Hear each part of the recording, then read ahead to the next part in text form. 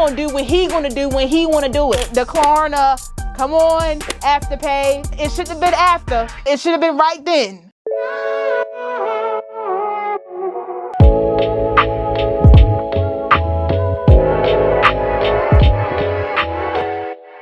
Do you have money coming in but don't know where it's going?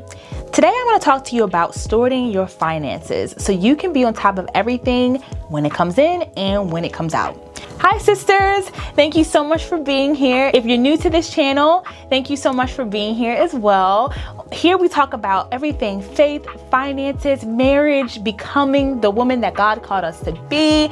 And I just am so excited that you're here to join us in this conversation. So today we're going to talk about stewarding your family's finances and just getting ahead on managing all of that. So if you're ready, go ahead and grab your journals, grab your Bibles, and just go ahead and grab a snack or a tea or something. And let's just get right into this conversation. Today, I'm going to give you all 5 ways to manage your family's finances with clarity, peace, and ease. Step 1, stop worrying. Worry has found its way into, I remember it definitely did with my family. Like in our finances coming up, ever since I was a little girl, like you couldn't hear the word money without worry coming right after it. It was just always like anxious talking about finances and where our next is gonna come from, or how much did this thing cost and how much did that thing cost. I think I really associated money with anxiety and money with worry, and parting with that as an adult and as a wife that's managing her family's finances was really hard. And so when I sat with the fact that I don't need to worry about money. I don't need to worry about where my money is going to come from. God is my provider. He is the owner of it all. And so when I actually relinquished the control back to God, and I said, Lord, I'm going to let you be my provider, the Lord over my finances and all of that. I'm not going to worry about anything. You tell us not to worry. You say in your word that we shouldn't have to worry about the next. Like he cares for the birds of the air and the flowers in the fields. Like, why wouldn't he take care of you? And so I think when I really sat with that and I believed that and I had faith for that, I said, God, you're never gonna leave me, especially in my finances. I remember there was a time when my husband and I, we went to sleep. We didn't know how certain things were gonna get paid the next day. I remember we were just sitting there rent is due, we need groceries, we have a car repair that's scheduled. And remember, we went to the car repair center and we drove off and there was a whole nother problem that popped out. And we didn't have all the money that we needed that morning to get all that done. And I remember just waking up. My husband, he gently shakes me. He's like, Anaya, I need you to get up.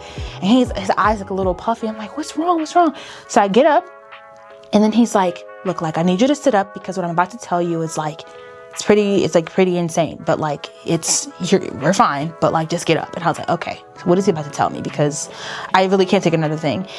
And so he's like, yeah, one of my family members just sent us money and they just sent us $3,000. And as soon as he says that, I start weeping. Because that money, while it seemed like a lot, that day, by the end of that day, we probably had $300 left because of the things that we needed that we didn't know how we were going to get it. We didn't know where it was coming from, but God knew, and he sent someone and sent something so that it could be there right when we needed it. And I remember that time I was thankful, I was crying, but I also was asking the Lord for forgiveness as I'm crying, because I was like, Lord, I am so sorry for ever doubting you. I'm so sorry for thinking that you couldn't do this, that I was the only one who could do it, that could make enough money. And if I just produced enough, if I just worked enough, if I just did this, then I would have it. But honestly, there wasn't enough work for me to do to even get to what we really needed that day. And the problem that he knew that we were going to face driving out of that car repair center. He knew that. We didn't know that. And so that was another $1,200 right there that same day after rent was due, after we had no groceries in the fridge. We needed to find a way to get the groceries. And God allowed for that moment to open up. And there's even more like layers as to why that money was even there, and why it wasn't just like a, it was very divinely set up. But I remember just in that moment being so thankful to God. And I said, Lord, forgive me for worrying and for doubting you. And so that is number one. When we talk about managing your finances and family finances, understand that you are not the one, you are stewarding it. You are not the owner. You don't control it. You work, right? Like you labor, but at the end of the day, it all belongs to the Lord. And so don't enter it with worry. Don't enter your finances with it always becomes a stressful conversation. It always finds a way. But when you relinquish the control, you say, I'm not going to worry. I know God's got it. He keeps blowing my mind every day. I'm telling you, like when I stopped doing that, things like this popping up, people sending money here and there. I'm like, I saw my mama get stuff like this. I didn't know that I got access like that. And I accepted it. I said, oh, I got access like that. Oh yeah, sign me up. Sign me up. I want to be on the dotted line. Where do I sign? And it was like just a piece that I walk in, and I'm like, yeah, gas is $5 a tank, a gallon. Yes, everything is going up. Shelves is empty, but somehow we still are making it. We are still making it. And that is all glory to God. So that is step one. Stop worrying. Give the Lord the power, the control, the access to your finances and your labor and your career and your vision. And you will always be covered for what it is that you need. Not always what you desire. Because even sometimes what we desire or what we want is not really what we need. He knows what we need. And he also knows what you want. And when he wants you to have that, he will give that to you. But again, it's all for his glory. And we're just trying to go by what his will is, not always what we want. And Lord, I just need you to do it. I know he can open up no, he gonna do what he gonna do when he wanna do it. Not because because that's another, okay. All right, number two. So number two, how we're gonna manage our finances. We're also going to give the Lord his portion. We're going to sow into his house. We're going to sow into any ministry that he calls us to, anything that he asks you to give towards or to give a portion. Give him what is due. He deserves all of it, right? But if you know that you're making a certain amount of money, we should be tithing that. We should be giving it to him. We should be offering that. We should be, and it's not just a matter of like, oh, I'm going to give because I'm going to get something back. Like this is a transactional thing. Like everything's, I'm going to give because I'm going to get. But what if you don't get anything? What if you sow, or not even just sow, but what if you give something your last and God's like, thank you. See you next time. Like I'll be back tomorrow. Like, but thank you. And if it's nothing, you don't get anything back. Will you still love him? Will you still follow him? Will you still trust him? Will you still give? Will you still yield to him? What does that look like when you offer something to the Lord and it's just like a thank you? Amen. Thank you, my daughter. Because like, can we be okay with that? And I think that was a part of me. I remember I used to be trying to negotiate with the Lord. Like, oh, when I get this certain amount of money, I'm going to tithe. Or when I get this certain amount of thing, I'm going to do. He's like, give it to me because it's mine. And you may get something, you may not. And that's that. That's that. And I said, you're right. So I think that is like managing your finances, realizing that it doesn't all belong to you and that you do need to yield. You need to open up your finances and write your budget, include the Lord in your budget, period. Number three, how we're going to manage our finances in our home and steward that well. We're going to pay down debt. We're going to pay down debt as quickly as we can, as reasonably as we can. There's no pretty way to do it. You're always going to miss the money because honestly, it's already gone. It's already been, whatever you got that you couldn't afford, it's gone. And so, yes, I understand. It pains us. And we're looking at this and thinking that the government is going to relieve it, and thinking that it's just going to go away, and thinking that we have more time. I heard somewhere in the Bible that we said we shouldn't be owing people. Okay, now you go find that, because I told you grab your Bibles. Okay, so find where it say we ain't supposed to be owing people. And a wife, a mom, and or businesswoman, I wanted to let you know that I'm actually the owner of Become 31, who's serving women just like you who need practical day-to-day care to help you steward the things that God has given you. I offer babysitting services, cleaning services, meal prep services, and so much more. If you are in the DMV and this sounds like something you need, please go to the description box to find the link that will take you to my website, www.become31.com. I'm offering Christian-based care rooted in God's love. I can't wait to serve you. Now back to the video. And I know, like, things happen, right? Emergencies happen. Big life events happen. We have children. We have homes, and big things happen. I'm not talking about like those things that came up and we like, dang, we were not prepared for that. I'm talking about the stuff that you good and well. You knew you couldn't afford that. And it's like, but I'm gonna pay it back. I'll pay it back. And you ain't paid it back. Before you can buy something else, go ahead and attack that debt. Go ahead and do it. This is your confirmation. Go ahead and pay down the debt. Close the account out. Shut it down. Pay off that Affirm. Pay off the Klarna. Come on, Afterpay. Come on, it should have been after. It should have been right then.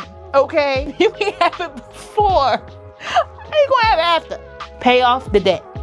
Because that's going to free up your family's finances. You guys are going to have more money to save, to put into areas that you actually want to do, like things that you actually want to do.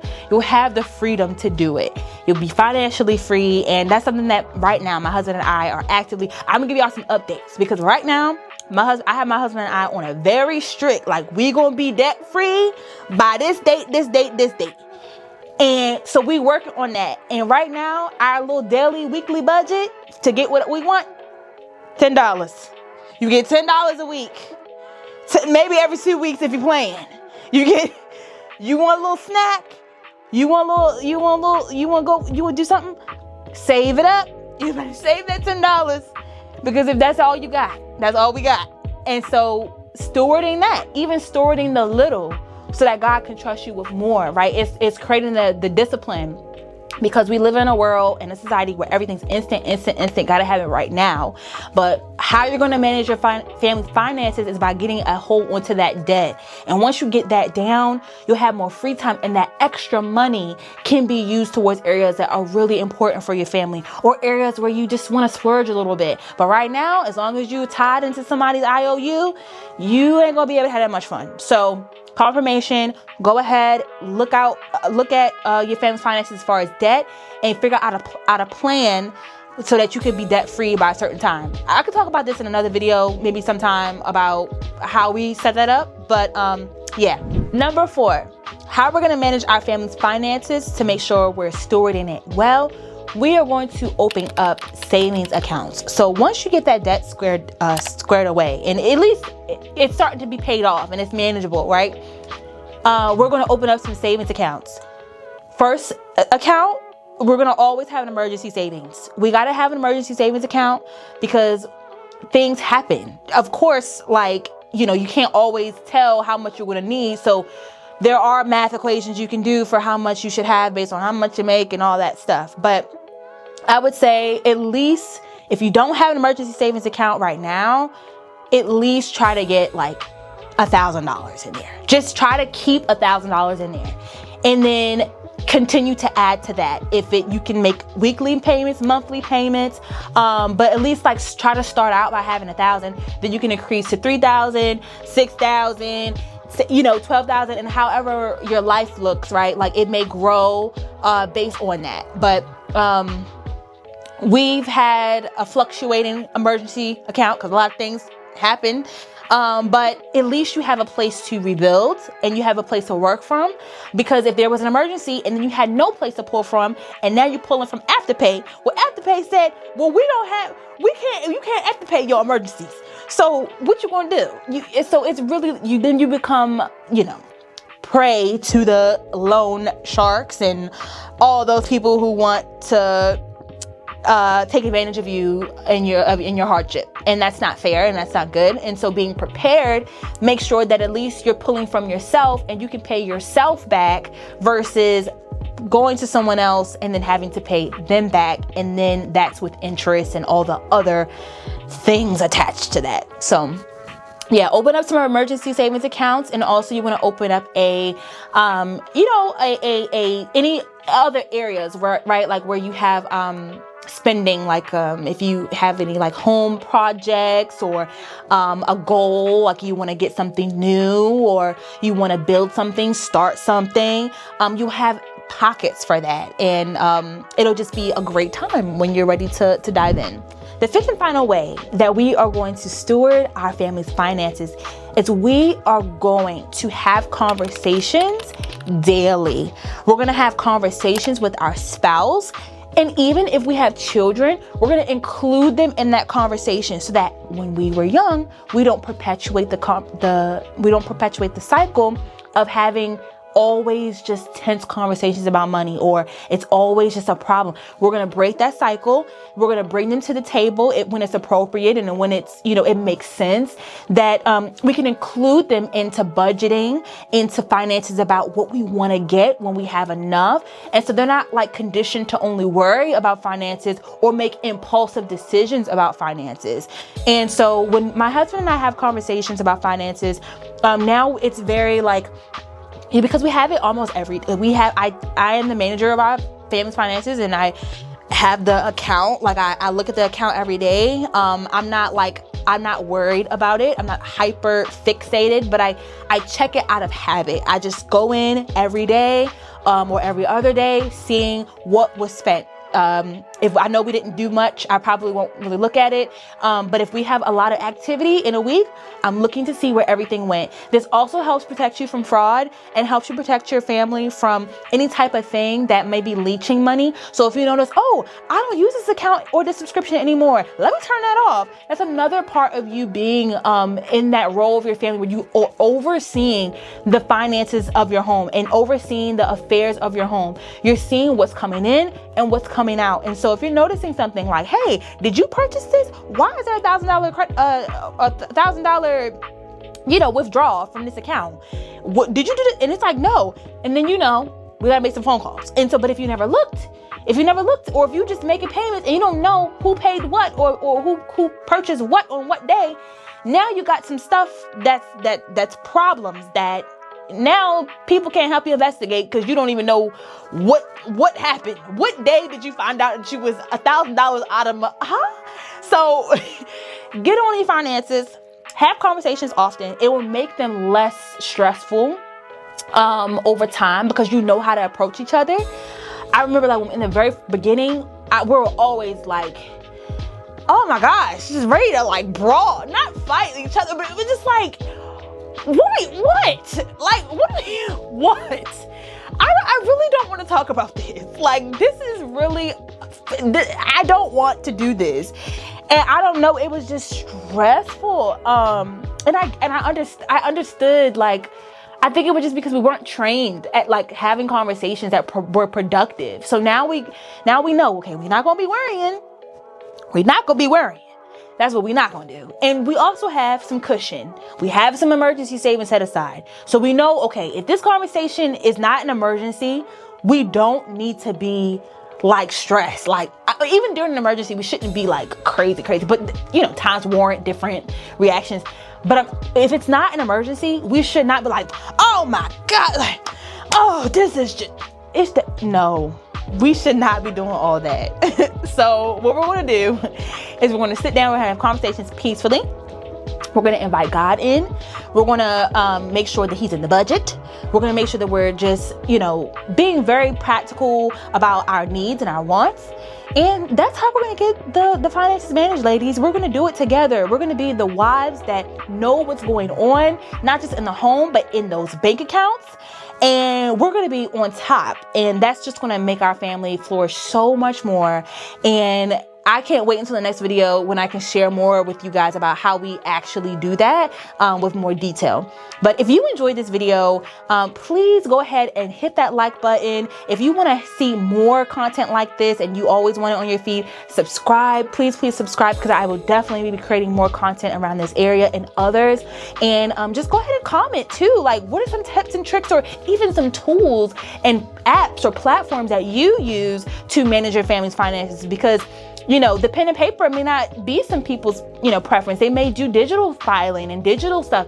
And so I do a mix of both. But yeah, like sometimes people just have it all in their brain. Like they just got it like that. But share some tips, let's not be, closed off. Let's share, and so that we can help each other grow. All right, ladies, I am so happy that you were here to join me today, and I will talk to you in the next video. All right, bye.